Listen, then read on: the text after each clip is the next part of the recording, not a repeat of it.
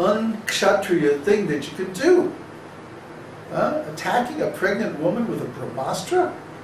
I mean, that's like nuking a penguin, you know? I mean, it's just like, it's like the horrible, most cowardly thing that you can do, you know? Taking a shotgun up against a mosquito, you know? And so everybody was saying, no, you should withdraw it, withdraw it. He said, I don't know how. I didn't learn how. Huh? So I brought up this point that he had gotten the weapon in an illicit way, in a cheating way. And I said this in the class. And this was a big class, a very important class, because there were a lot of disciples of Ramapada and Bir Krishna Maharaj who had come from Seattle, and mostly of Indian descent. And there was a couple hundred people. The temple was full, you know, even though it was early morning class. And so all of a sudden the atmosphere got very, very chilly. And he says to me, I suppose you want me to comment on that. And I said, well, yeah, it would be nice, you know. Well, I'm not going to. And then later I realized that what I had done by bringing up this passage was, I mean, at the time actually I was just interested in talking about the scriptures. Yeah. It didn't occur to me that what I was doing was bringing up the point that they had become gurus by cheating also. You see? So they felt threatened straight away. Just like, yeah, so he felt threatened. He thought that I was saying something political. He took my statement in a completely different way than I actually meant it. I'm not doing anything wrong. And he got upset. He got upset. He thought his authority was being challenged. All I was doing was inquiring, you know, what do you have to say about this?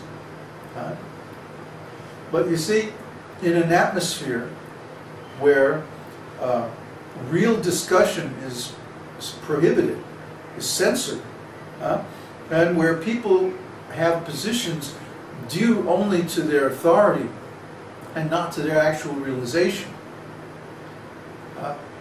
that kind of inquiry is discouraged. So this is called false humility. You be humble, or else you're out. We don't have that. Here we don't have any organization, you know, say that I'm the guru or I'm the leader or anything like that. I'm the leader because I'm leading. I'm the guru because I'm teaching. I'm showing by example how to live as a self-realized soul. And people are finding that inspiring. So they're following, not because I'm making them, but because they want to. They want to get the same result. They want to get the same benefit. So that's a whole different ball of wax. And you can ask Florian and Connor here, how many times did I tell them that they have to do something? You should hide the whip. Hide the whip. You're so terrible with us.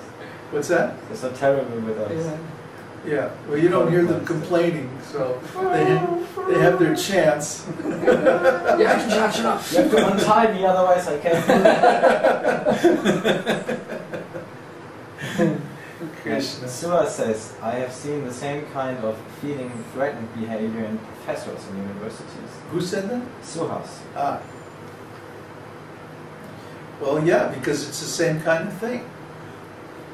Usually the knowledge that the professors have is dated, for one thing.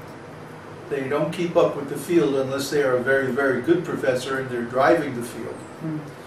And the other reason is that the knowledge that they are teaching is more or less propaganda. There was that wonderful quote that Florian found on the science site or the evolution site, where a science teacher admitted that what we do is more or less brainwashing. We present our case without any real practical examples, and we don't encourage questions, nor do we discuss the opposing arguments. You see? They're afraid. They don't want to discuss the opposing arguments because somebody might think, oh, well, that's actually a pretty good argument. We aren't afraid to discuss the opposing arguments at all. We'll talk with anybody. We'll talk with a scientist, a politician, other religious people, or anybody about any subject, because we have the confidence in our lineage and in our philosophy that these arguments are correct. After all, in all this time, nobody has ever demonstrated actually how the creation took place. There's no way we can go back in time and observe it while it was actually happening. So everything that we discuss about the creation has to be indirect, philosophical. The thing is, the scientists don't want to discuss philosophy. They'll say, no, that's for the philosophers. We just want to discuss hard science, whatever is measurable in the laboratory. So by chopping up knowledge into compartments, right? Like the physicists don't want to discuss biology.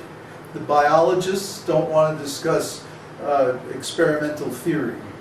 You know, the theorists don't want to discuss philosophy. The philosophers don't want to discuss theology.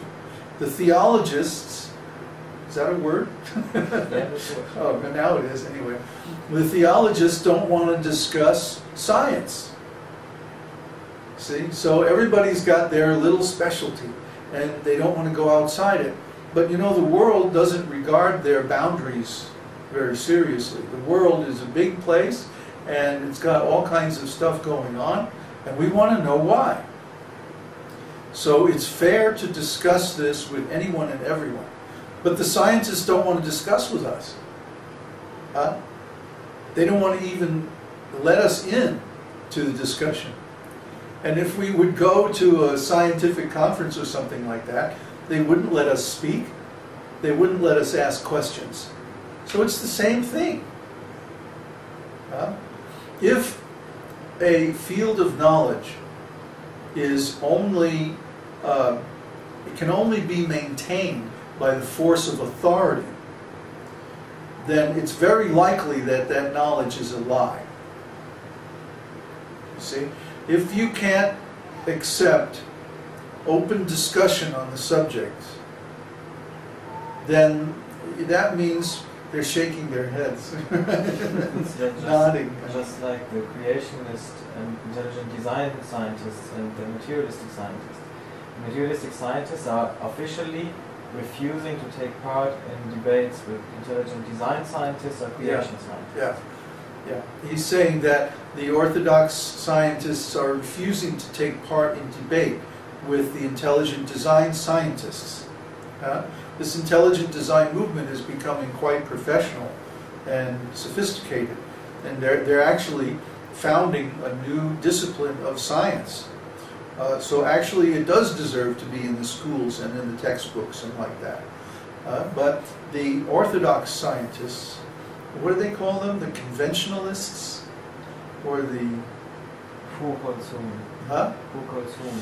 The intelligent design scientists call the orthodox scientists... Evolutionists. Not evolutionists, but they're all the uniformists. Yeah, that's also, yeah. Yeah, they call them the uniformists, because they all believe in a party line. It's more politics than it is science. In science, there's supposed to be free discussion, and whoever has the better idea is supposed to win. That's the idea.